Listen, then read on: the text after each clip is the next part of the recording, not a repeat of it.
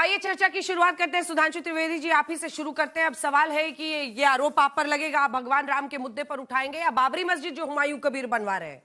तो सवाल तो यही उठेगा कि आप एक बार फिर से हिंदू मुस्लिम राम भगवान राम उन्हीं के इर्द गिर्द पॉलिटिक्स को ले जा रहे हैं। क्या जवाब?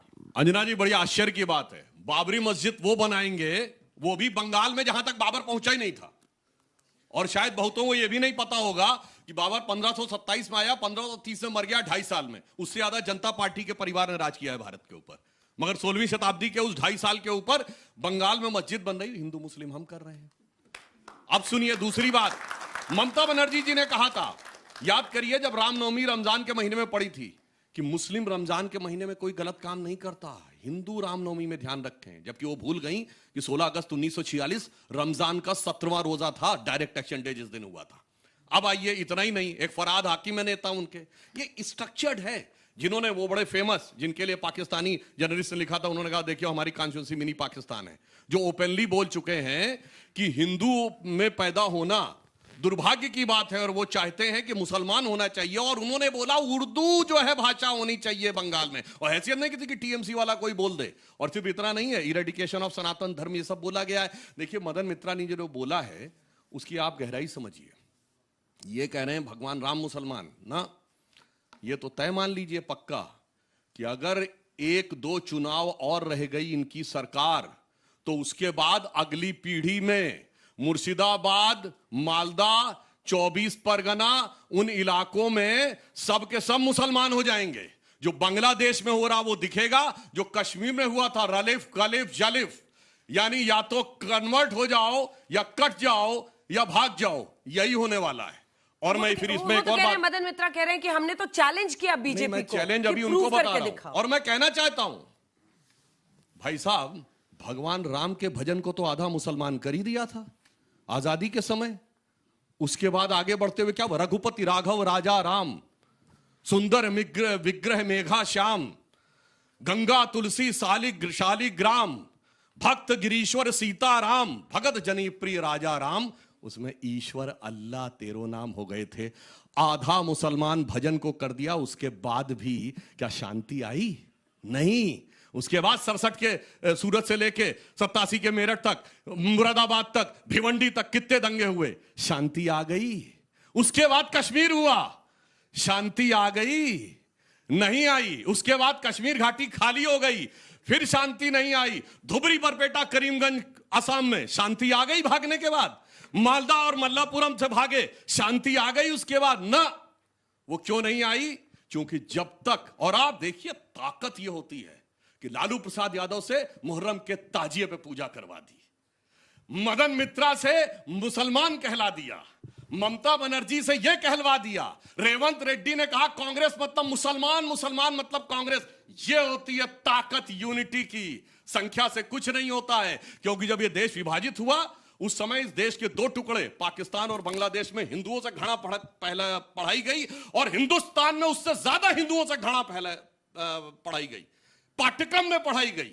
वर्ग, भाषा, जाति, प्रांत, सब पे घृणा फैलाई गई। और उससे चलते चलते चलते चलते हम लोग आज इस स्थिति में पहुंचे हैं। इसलिए मैं ये कहना चाहता हूं, जो उन्होंने किया बहुत गंभीर है। एक पंक्ति के साथ समाप्त करता हूं इसके बाद, कि कहीं सुनते हो राम तेरी पीढ़ियों का नाम, कायरों की सूची में जोड़ देना चाहिए, और तेरे भी जो नाम का अपमान हो तो हिंदू कहलाना हमें छोड़ देना चाहिए। संजय जी एक बार जवाब ले ले, टीएमसी की तरफ से है। आज तो आपको अपनी पीठ थपथपा लेनी चाहिए, क्योंकि ये दोनों आप ही के नेता हैं।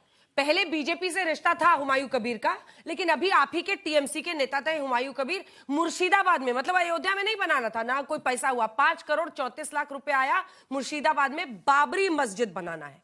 और अब मदन मित्रा ये भगवान राम को लेकर, मुसलमान थे, मैंने चैलेंज किया कि वो प्रूव करके दिखाएं। क्यों करते हैं ऐसा? क्यों आप लोग इनको ओपन पिच दे देते हैं कि आओ भाई बैटिंग करने, या मुस्लिम वोट का डर है कि बट ना जाए? अच्छा, मैं अगर कहेंगे सुधांशु जी हुमायूं कबीर उन्हीं का प्रोडक्ट है। देखिए सुधांशु जी खुद ज्वाइन करा रहे थे इसमें। ये एआई नहीं है सुधांशु जी, कोई एआई नहीं है, मैं आपको दिखा रहा हूं। सुधांशु जी खुद हुमायूं कबीर को ज्वाइन करा रहा था, बड़े बड़े भाषण दे रहा है। नंबर 2, हिंदू के बड़े पार्टी बोलते थे। ये कौन है? देख लीजिए, आप देख लीजिए, हिंदू के बड़े पार्टी, हिंदू के बड़े, ये नाम है Shantanu Thakur, minister of state shipping, Bangaon से लोकसभा जीता भारतीय जनता पार्टी। 3 kg गोश्त लाने के लिए बीएसएफ के लेटर लिखता है अपना लेटर हेड में। बड़े हिंदुत्व हैं। गुजरात में 80 मंदिर तोड़ा जाता है 2008 में गांधीनगर शहर बैठाने के लिए। मैं नहीं बोल रहा, ये बोल रहा है पेपर, बोल रहा है टाइम्स ऑफ इंडिया पेपर बोल रहा है, हम नहीं बोल रहा हूं, मेरा मुंह से नहीं बोल रहा हूं। ये बड़े हिंदू बनता है। बिहार में समस्तीपुर में मंदिर तोड़ा जाता है, भोलेनाथ को बेड़े लगा के लेकर आता है, ये बड़े हिंदू बनते हैं। अच्छा, काशी विश्वनाथ कॉरिडोर बनाया जाता है, हजारों शिवलिंग तोड़ा जाता है, बड़े हिंदू बनता है। जोगी आदित्यनाथ मोदी जी को सरकार है, बड़े हिंदू बनते हैं। आलम वजह से बीफ कंपनी से चंदा लिया जाता है, बड़े हिंदू बनते हैं, चंदा इनको मिलता है। बीफ एक्सपोर्ट में अभी वर्ल्ड का नंबर 2 इंडिया कंट्री है, बड़े हिंदू बनते हैं। हिंदुस्तान के लिए बड़े हिंदू का ठेकेदारी लेके बैठे, बड़े ठेकेदारी लेके।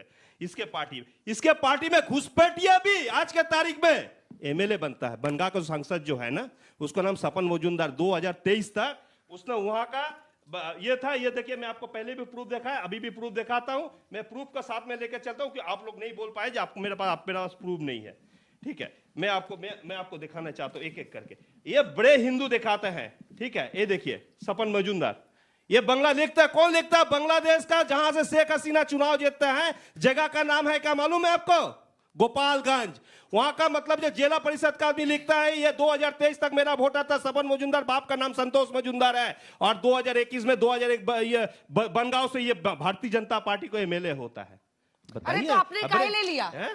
काहे ले लिया? हमने आधार कार्ड किसने बनाया? भैया बंगाल में आधार कार्ड किसने बनाया? प्रेसिडेंसी किसने बनवाई? मिनिस्टर ऑफ इलेक्ट्रॉनिक्स के अंदर में है, इंफॉर्मेशन इलेक्ट्रॉनिक्स आपको दफ्तर में है। चुनाव आयोग सेंट्रल गवर्नमेंट के अंदर में है, मेरे अंदर में नहीं है। नहीं भैया आधार कार्ड पहले वहां बनता है, तब क्यों आता नहीं है। आईबी को देके उसको आपने जांच कराया? आपको हाथ में तो सेंट्रल गवर्नमेंट है, आधार बनाने वाला तो आपको इंफॉर्मेशन ऑफ इलेक्ट्रॉनिक्स डिपार्टमेंट आप ठीक बोला है, मदन मित्रा ने ठीक बोला है, मदन मित्रा ने ठीक बोला है। मदन मित्र जो बोला गलत बोला है, ये बोलना नहीं चाहिए। मैं आपको सामने स्वीकार करता हूँ। ठीक है, खुद ही बोल रहा है। आप बोल रहा है, ऐसा राजनीतिक नहीं होना चाहिए। भगवान पुरुषोत्तम राम के, लेकिन ये भी है रामचंद्र जी का अगर टाइटल पूछा जाए तो क्या है, तो पूछना गलत है? गलत नहीं है। अगर मेरा नाम संजय है, संजय सर का अंजना जी का अंजना ओम कम सब है, पूछा जाए तो गलत है। आपको टाइटल क्या है? ये कौन से गलत है? किसी और धर्म के लिए आप पूछ सकते हैं। औकात है किसी और का टाइटल पूछने की? बिल्कुल औकात हो तो बोलना। आपको नाम पूछ सकते हैं, औकात हो तो बोलिएगा। ये पूरा फर्जी हिंदू है, आपको सरनाम शामिल कर दिया है और हिंदुओं को बेच के लोग खाते हैं। साहब दूसरे में टाइटल पूछ लिया, सुनिए। आज तक जितना भी है, इसको आज ये कॉलेज नहीं बना सकता है। ये कोई इंजीनियरिंग कॉलेज नहीं, कोई आईआईटी जैसे बच्चे नहीं नौकरी नहीं दे सकता। वो बड़े सेक्टर को इंडिया में 1 करोड़ 20 लाख वैकेंसी है, उसमें नौकरी में कहीं किसी को दाखिल नहीं कर सकता। लेकिन राम और बाबरी और बाबरी ये लेके सूबे से साथ खेल सकता है, मैं ये एक खेल लाइन सकता है। इसको दूसरे मजहब में अगर सर नेम पूछ लिया भगवान का तो सर तन से जुदा हो जाएगा, ये याद रखिएगा। आप सुनिए, आप धर्म को बेच के खाने वाला, सुनिए, आज गालिब भी नहीं है, मिर्जा गालिब भी नहीं है और जाहिद भी नहीं है। आज शंकराचार्य शैतान है। शंकराचार्य को शैतान का पूछ रहा, बोलो शंकराचार्य जी भगवान कहाँ है? मैं मंदिर में पूछ के धर्म बेचना है। और शंकराचार्य क्या बोल रहा है मालूम है? बेच ले शैतान धर्म को, अगर दिल में धर्म नहीं है, अगर धर्म कहीं नहीं है। सर बाकी लोग को भी बोलना है। और मदन मित्रा जी को ये सुझाव जरूर दीजिएगा, कॉलेज, रोजगार, महंगाई, इन मुद्दों को उठाने। हमको बंगाल में रोजगार देता है, कॉलेज देता है, सरकार कंपनी को लेकर आते हैं, कंपनी को लेकर आता है। सरकार उन्हीं की है। चलिए जल्दी से सज्जन जिंदाल बोला है, जब बंगाल में लाख साल भी निकल जाएंगे, ममता जी जैसा नेत्री नहीं निकाल के आएंगे बंगाल के विकास के लिए। ये सज्जन जिंदाल बोलते हैं, जेएसडब्ल्यू का मालिक है, जेएसडब्ल्यू का मालिक बोल रहा है, हम नहीं बोल रहे हैं। देखिए आप लोग विचार कीजिए। अब शांत हो जाइए, शांत चलिएगा, आप धर्म लेकर चलिएगा ना नौकरी चाहिए आपको। आप तय कर दिए, धर्म चाहिए ना नौकरी चाहिए। किसको धर्म चाहिए और किसको नौकरी चाहिए? हमको दोनों चाहिए, दोनों चाहिए, दोनों चाहिए। नौकरी चाहिए, ये नौकरी नहीं दे सकता, ये नौकरी नहीं दे सकता। मैं हकीकत में बताता हूँ, नहीं दे सकता। सुनिए ना सर, एक तो ये भाषण का मंच नहीं है सर, इसमें सब लोग बोलते हैं, नाम लिया जाता है। दूसरा, आपने मिसलीड किया। एक सेकंड, नहीं सब बोलते हैं, सबको रोकते हैं, आप लगातार बोल रहे हैं। वैसे मुझे एक बात की प्रसन्नता हुई अंजना जी कि देखिए आखिर में आके ये भी हिंदू बोलने लगे। मोदी जी की सरकार आने के बाद जानते क्या अंतर हुआ है? 450 साल का काली पूजा होता है, 4:30 में काली पूजा। हम सुबह 4 बजे उठकर 6 बजे तक काली पूजा करते हैं। इसको घर में गीता पाठ करता है कोई पूछिए, अंजना जी। गीता पाठ करता है कोई पूछिए, चंडी पाठ करता है कोई पूछिए। मेरा मिसेस रोज पाठ करता है, इसको घर में पूछता है। बंगाल में धर्म दिखाता है, एक सेकंड बंगाल में धर्म Listen. दिखाता है।